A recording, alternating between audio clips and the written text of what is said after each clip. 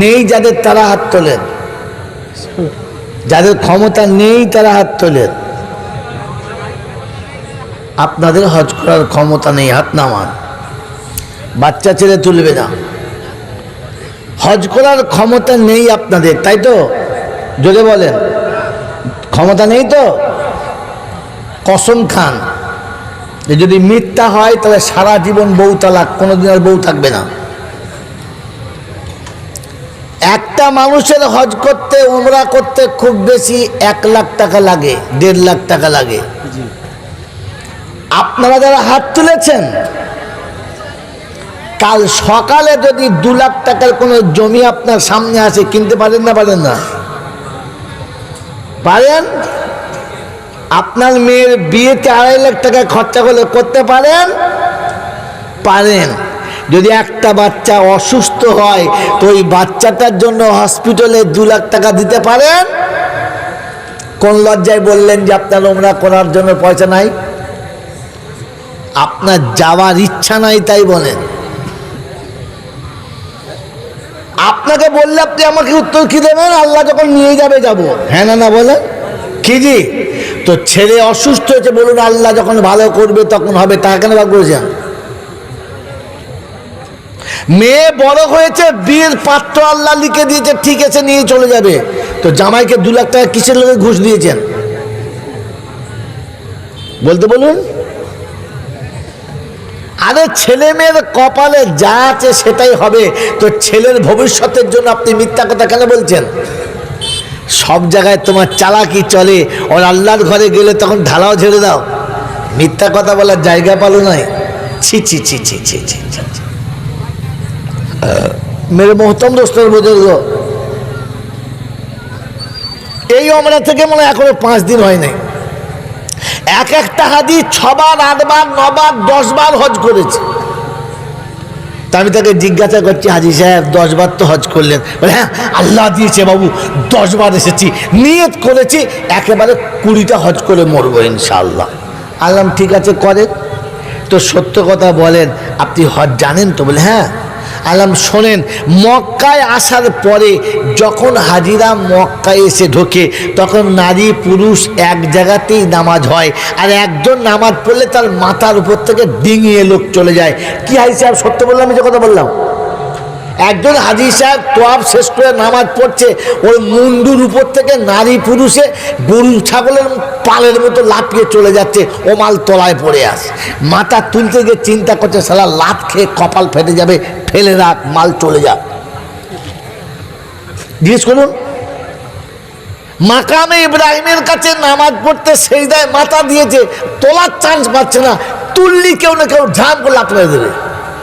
তো চুপ করে শুয়ে আছে মাথা দিয়ে মাটিতে, আল্লাহ ফাঁকা হলে তখন তুলব। বলেন তো, যারা এখানে আলেম ওলামার আছে তারা বলেন, আর ওই হাই সাহেবকে বলতে বলছি বলেন, সারা পৃথিবীর কানুন সব এক, আলাদা না, কিন্তু ওখানে যাবার পরে নামাজির মাথার উপর থেকে যাওয়া জায়েজ হলো কি করে? ওই হাজি সাহেবকে জিজ্ঞাসা করুন, এই মক্কা থেকে যেদিন মদিনায় গেছে, গিয়ে দেখেছে মেয়েদের জায়গা আলাদা, ছেলেদের জায়গা আলাদা, ওখানে আর নামাজির মাথার উপর দিয়ে যাওয়ার গল্প নেই। এরকম কেন হলো? যদি বলতে পারেন তাহলে বুঝবো, এতদিন জলসা শুনে কিছু শিখেছেন, আলেম ওলামাদের এনে কিছু শিখেছেন, তা নাহলে বুঝবো ভোকাস গল্প শুনেছেন আর শুধু টাকাগুলো ওদেরকে দিয়ে আপনারা পালিয়ে গেছেন। পারবেন বলতে? আপনি নয়, আপনার পাড়ার মৌলচাপদের জিজ্ঞেস করুন, ও বাচ্চারাই বলতে পারবে না। তাহকিক করে নাই, ভাবে নাই কোনোদিন, ভাবার দরকার নাই। এর জন্য ফরজ ছিল ইলম শেখা। কি শেখা? জোরে বলেন।